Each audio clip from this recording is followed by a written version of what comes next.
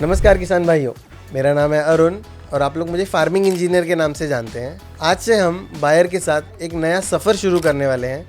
एक ऐसा शो जिसका नाम है कृषि पे चर्चा, जिसमें हम अलग अलग फसल और उनसे जुड़ी समस्याओं के ऊपर बात करेंगे। तो हर एक एपिसोड में एक विषय को विस्तार में समझने की कोशिश करेंगे कि कैसे इन बीमारियों को पहचाना जाए, इनकी वजह क्या होती है और सबसे ज़रूरी बात, इन्हें कैसे रोका और नियंत्रित किया जाए।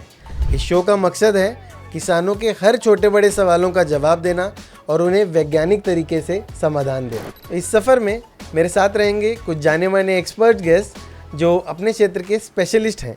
आज के पहले एपिसोड में हम रूट नॉट निमेटोड, जिसे हिंदी में जड़ गांठ कहते हैं, इस पर चर्चा करेंगे। मेरे साथ हैं डॉक्टर रमन वालिया जी, जो इस क्षेत्र के एक जाने माने एक्सपर्ट हैं और इन्होंने अपने रिसर्च के ज़रिए काफ़ी किसानों की मदद की है। तो आइए कृषि पे चर्चा पर करते हैं आपकी फसल को सफल।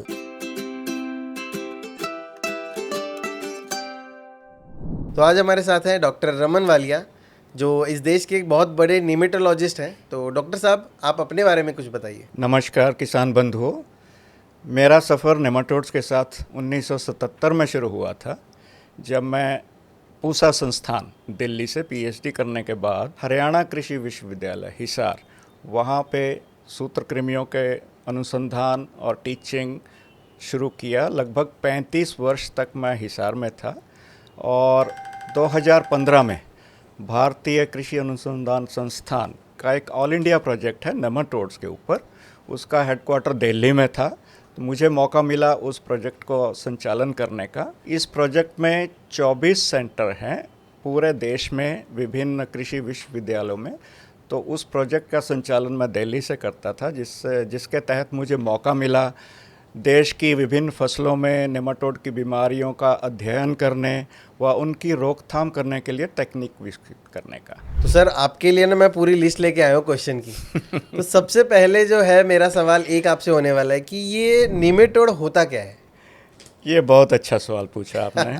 दरअसल नेमाटोड शब्द तो सुन रखा है बहुत सारे लोगों ने, लेकिन वो ठीक से जानते नहीं नेमाटोड होता क्या है। कोई समझता है ये किस्म का कीड़ा है, कोई समझता है ये कोई फंगस बैक्टीरिया है, कोई समझता है केचुआ है। तो मैं ये क्लियर करना चाहता हूँ, नेमाटोड ना तो कोई कीड़ा है, ना फंगस बैक्टीरिया वायरस है, ना केचुआ है। ये एक किस्म का कृमि है, जिसे आप वर्म अंग्रेजी में बोलते हैं। अच्छा, तो ये कृमि है जो इन सब प्राणियों से अलग है। क्या निमेटोड के अलग अलग प्रकार होते हैं? बिल्कुल, नेमाटोड्स को बोले तो मुख्यतः दो तरह के हैं। एक है बिल्कुल सूक्ष्म, जो आँख से दिखाई बिल्कुल नहीं देते। ये दुनिया में सारी जगह पाए जाते हैं। अच्छा। हर जगह, मिट्टी में, हर फसल में, समुद्र में, तालाब में, नदियों में। इनको हम बोलते हैं फ्री लिविंग नेमाटोड। ये क्या खाते हैं? जो सूक्ष्म जीव हैं उनको खाते हैं, हमें कोई नुकसान नहीं करते, किसी तरह भी कोई नुकसान नहीं करते। तो इनके बारे में हम ज़्यादा तवज्जो नहीं देते।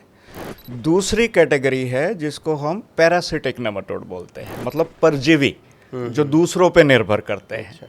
दूसरों पे किस पे निर्भर करते हैं? ये इंसान को भी नहीं बख्शते, ये हमारे पशुओं को भी नहीं बख्शते और पौधों को भी नहीं बख्शते।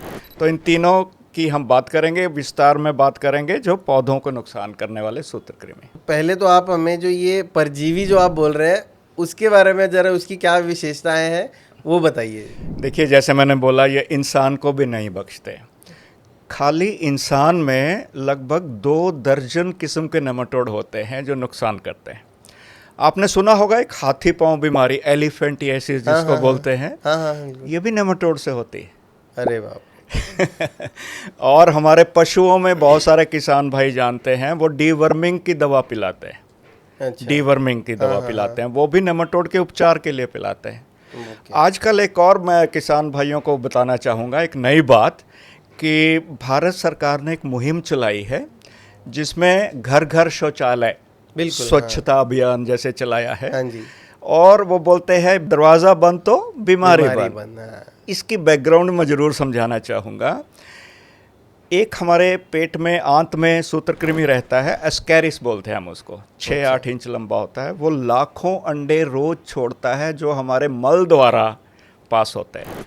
जो लोग खुले में शौच जाते हैं वो लाखों अंडे उस मिट्टी में छोड़ कर आते हैं। अच्छा। और जो लोग उस मिट्टी के संपर्क में आएंगे उनको भी वो बीमारी होती है।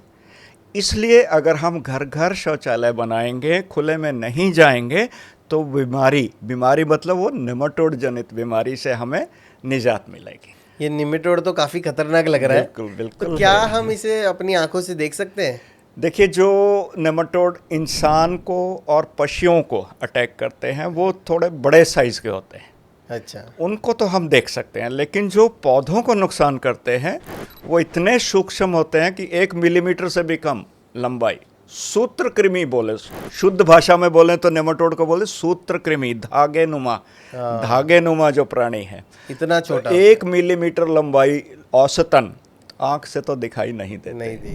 तो चलते हैं हमारे अगले सवाल की तरफ। तो मेरा अगला सवाल ये है कि ये जो निमेटोड है ये दूसरे पेस्ट से कितना अलग है? कीट बहुत सारे किसान आराम से पहचान सकते हैं। ऊपर के भाग में ज़्यादातर अटैक करते हैं। सुंडी है, सफ़ेद मक्खी है, एफिड है, जैसिड है, ये सब किसान भाई भली भांति इनसे जानते हैं, हम लोग जानते हैं। दूसरी जो बीमारियों की बात करें, फंगस, बैक्टीरिया, वायरस, वो दिखाई तो नहीं देते लेकिन उनके लक्षण बिल्कुल स्पष्ट होते हैं। लेट ब्लाइट पोटैटो, हाँ जी, ये वायरस डिजीज़, येलो मोज़ेक बीमारी है, ये सब लक्षण से आराम से पहचाने जाते हैं।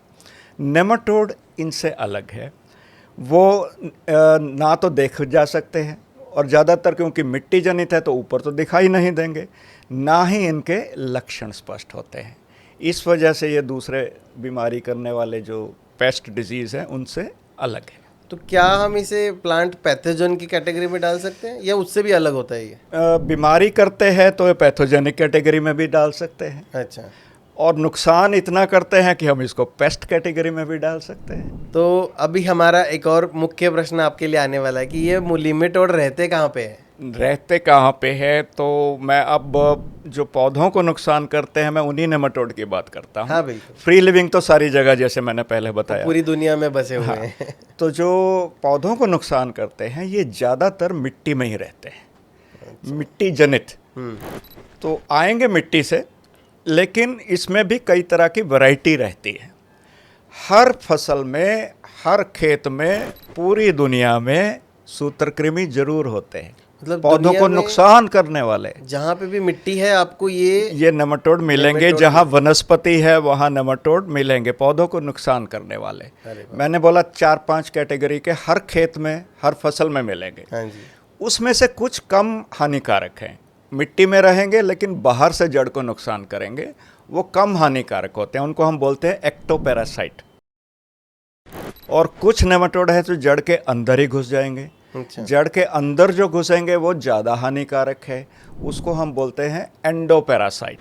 ओके। तो जैसे कीट के बारे में बोलते हैं ना, माइनर पेस्ट और मेजर पेस्ट। हाँ जी, हाँ तो जी। एक्टोपैरासाइट हमारे हो गए माइनर नेमाटोड पेस्ट। ओके। और जो जड़ के अंदर घुस जाते हैं उसको बोलेंगे मेजर नेमाटोड पेस्ट। तो जड़ गांठ नेमाटोड का जिक्र आपने शुरू में किया हाँ था, जी, हाँ जी। वो हमारा मेजर पेस्ट है।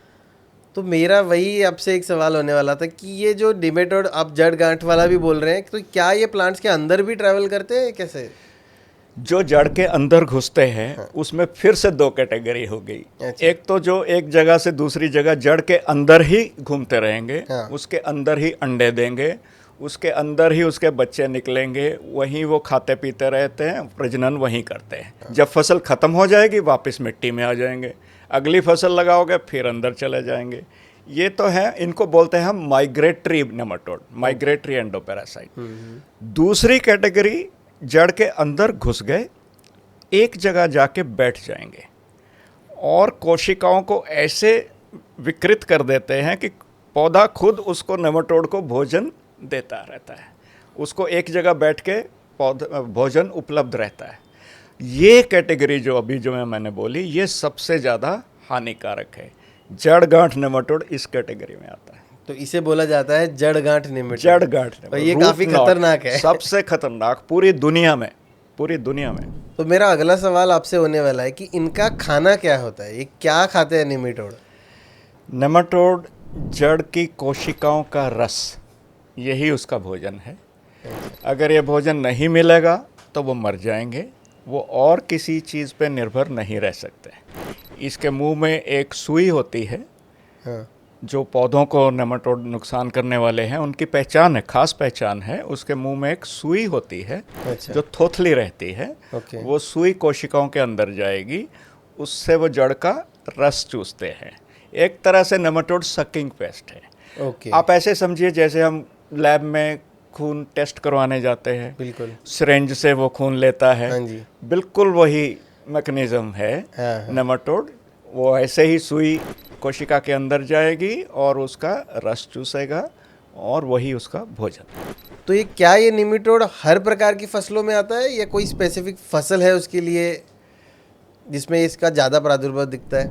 अलग अलग नेमाटोड की प्रजातियां फसलों को कैसे नुकसान करती हैं ये उन पे निर्भर करता है। जैसे जड़ गांठ नेमाटोड का उदाहरण ले, ये बहुत सारी फसलों को नुकसान पहुंचा सकता है। सिवाय जो दानेदार फसलें हैं, मान लीजिए गेहूं या ज्वार बाजरा, इन फसलों को छोड़ के कोई भी फसल है, सब्जियां है, फल है, दलहनी, तिलहनी, मसालेदार फसलें, ये सभी को नुकसान कर देता है। इवन धान को भी नुकसान करता है। वो एक विशेष प्रजाति है तो उसको भी नुकसान कर सकता है। लेकिन कुछ अलग नेमाटोड हैं जिनको हम सिस्ट नेमाटोड बोलते हैं, वो खास फसलों को ही नुकसान करते हैं। एक प्रजाति है सिस्ट नेमाटोड की, वो गेहूं और जौ, बस उसी को नुकसान करेगा। दूसरी प्रजाति है सिस्ट नेमाटोड की, वो आलू को ही नुकसान करेगी।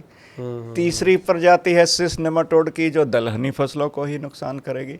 लेकिन ये जो जड़ गांठ नेमाटोड है, ये बहुत सारी फसलों को पूरी दुनिया में ये मौजूद है।